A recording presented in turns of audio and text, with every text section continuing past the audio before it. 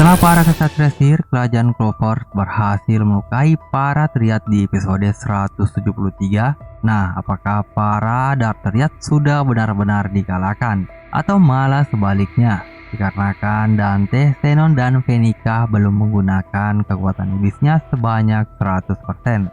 Nah, seperti apakah cerita yang bakalan disajikan di episode 174 ini? Oke, nggak usah mulut-mulut lagi, langsung saja kita putar intronya.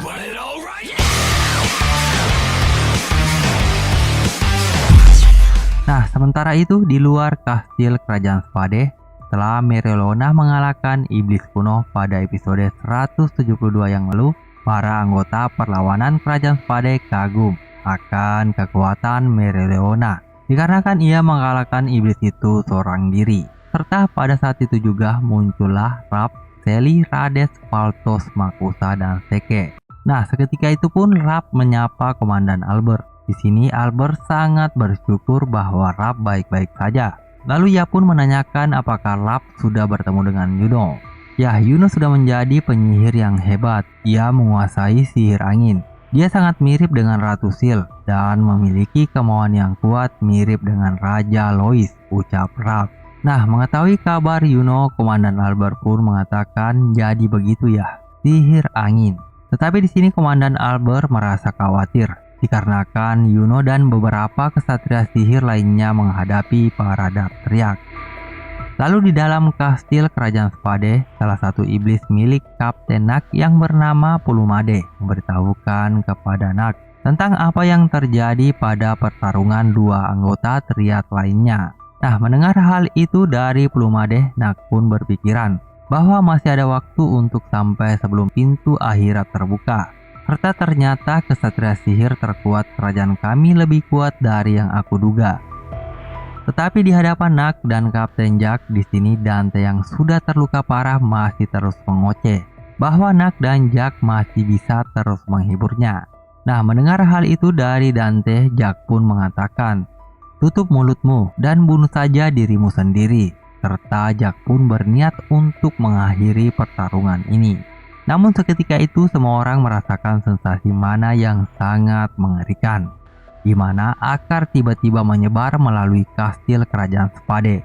Nah, merasakan sensasi mana yang sangat besar, Nak lalu bersatu dengan Pulumade dan mengaktifkan mode Felix-nya, serta menggunakan sihir pemandangan langit bayangan kedua untuk melihat pusat tempat munculnya kelipot. Dan ternyata ada aura mana selain milik Kapten Yami dan William. Yang tak lain aura mana itu ternyata milik Morris, salah satu orang yang diasingkan dari kerajaan Diamond. Lalu di sini Morris berpikiran, dikarenakan tindakan bodoh Venica, Morris pun mampu untuk mempercepat pertumbuhan kelipot. Serta ia tidak menyangka kalau ia bisa mendapatkan kekuatan iblis, dikarenakan ia terlahir buta. Nah, dengan kekuatan iblisnya ini, Morris pun mampu mengekstrak pengetahuan Lolo PCK dan menanamkan pada tubuhnya. Namun di sini Nak tidak paham alasan Morris melakukan ini. Yang ia tahu sekarang bahwa Morrislah yang menjadi juru kunci untuk membuka gerbang neraka. Dan juga gerbang neraka perlahan mulai terbuka. Lalu Nat pun berpikiran untuk menghentikan Morris. Tetapi tiba-tiba dua iblis muncul di hadapannya. Dan kedua iblis itu pun langsung melancarkan serangan. Namun serangan ini berhasil dihindari Nak. Sementara Kapten Jack terhempas ke dinding kastil. Nah, melihat serangan yang baru saja dikeluarkan kedua iblis ini, ternyata iblis Pulumade sekutu Nak ketakutan. Dan Nat pun lalu berpikiran bahwa kedua iblis ini ternyata iblis tingkat tinggi dari lantai pertama yang berkoordinasi dengan kelipot. Dan Nat pun tidak menyangka kalau level mereka melebihi Dark Triad. Nah, seketika itu pun juga kedua iblis bersaudara yang bernama Lilith dan Nakmat terus melancarkan serangannya dan mengatakan bahwa mananya terasa enak untuk diajak bermain-main. Tetapi di sini Nak tidak bisa berbuat apa-apa dan hanya terus menghindari serangan dari kedua iblis itu. Lalu di luar kastil ternyata semua orang ketakutan, dikarenakan tiba-tiba terjadi ledakan para iblis yang muncul dari gerbang kastil. Serta Mereoleona merasakan mana yang tak terasa asing, dan ternyata iblis kuno yang baru-baru dikalahkannya bangkit kembali. Nah, Merlina pun mengatakan jadi pertarungan sebenarnya baru dimulai. Nah, sementara di dalam kastil kerajaan Spade, para Darteriat merasakan bahwa gerbang neraka sudah terbuka. Nah, Senong yang terluka di sini berpikiran bahwa ia tidak bisa menang melawan Yuno dan Lengris dengan hanya menggunakan 70% kekuatannya.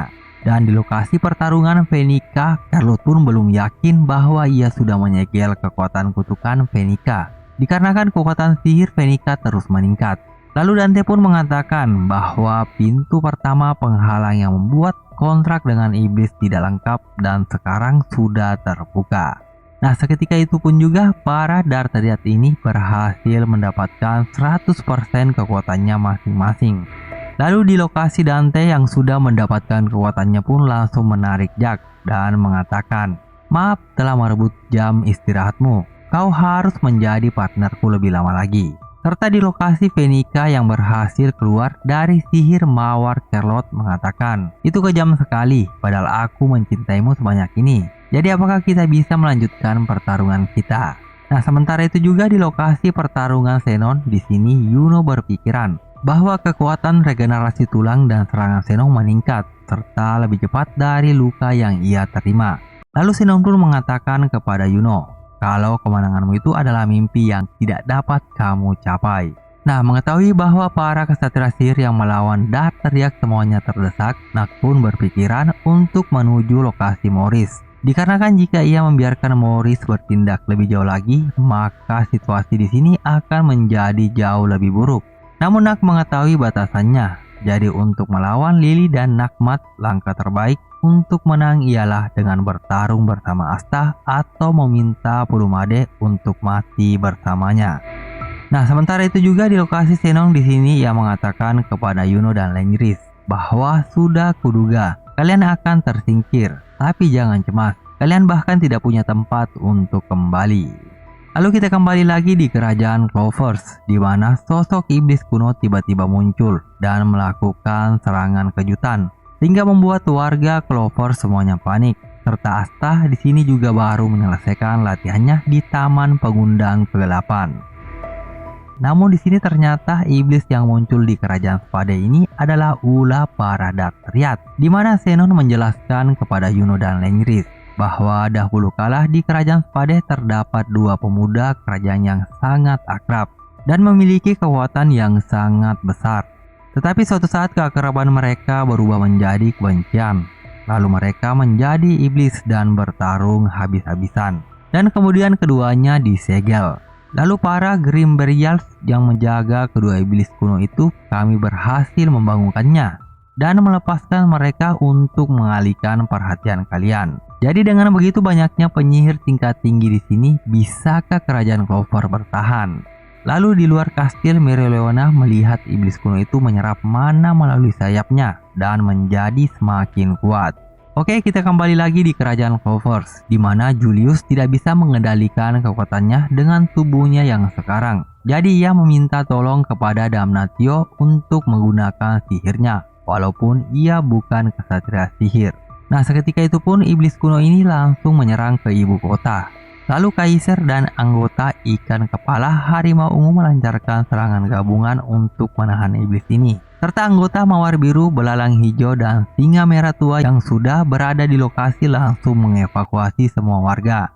Namun saat itu juga iblis kuno ini bersiap-siap untuk menembakkan bola sihir yang sangat besar di tengah-tengah ibu kota kerajaan. Nah, Kirsch dan Nebra yang juga berada di lokasi menggunakan sihirnya masing-masing untuk memblokir pandangan iblis kuno itu. Tetapi naas, bola sihir itu berhasil ditembakkan. Nah, melihat bola sihir itu berhasil ditembakkan, Solid pun langsung mengeluarkan sihir teriakan ular lautnya untuk memblokir bola sihir itu. Tetapi sihir milik Solid hanya dapat membelokkan arahnya saja, sehingga bola sihir itu tidak mengenai ibu kota. Serta para kesatria sihir lainnya juga melancarkan serangannya tanpa henti untuk menahan iblis ini. Tetapi serangan para kesatria sihir itu berhasil ditepis, dan iblis itu pun langsung melancarkan serangan bola sihirnya lagi. Nah, seketika itu pun juga Damnatio menggunakan sihir timbangan pengaturnya untuk melemahkan bola sihir ini, sehingga Julius punya kesempatan untuk memblokirnya. Nah, melihat Julius terjun langsung di pertarungan ini, semua warga pun ikut senang. Lalu Julius pun berpikiran, sekarang tubuhnya menua sebanyak 10 tahun. Dan pastinya wujud ini memiliki batas waktu. Nah, pada saat Julius dan Damnatio menyerang iblis itu bersama-sama, hal tak terduga pun terjadi, di mana Julius kembali mengecil, serta Damnatio tidak bisa menahan iblis kuno itu lagi.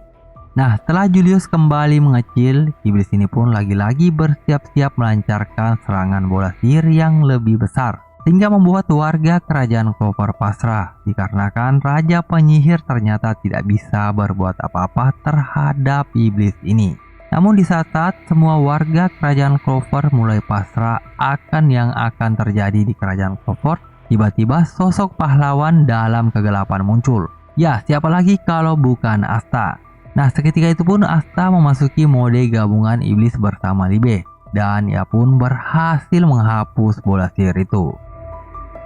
Nah guys, sampai di sini dulu. Jadi tetap pantau channel ini. Jangan lupa subscribe, like, and share video ini jika kalian kepengen menunggu berita dari seri anime terbaru lainnya.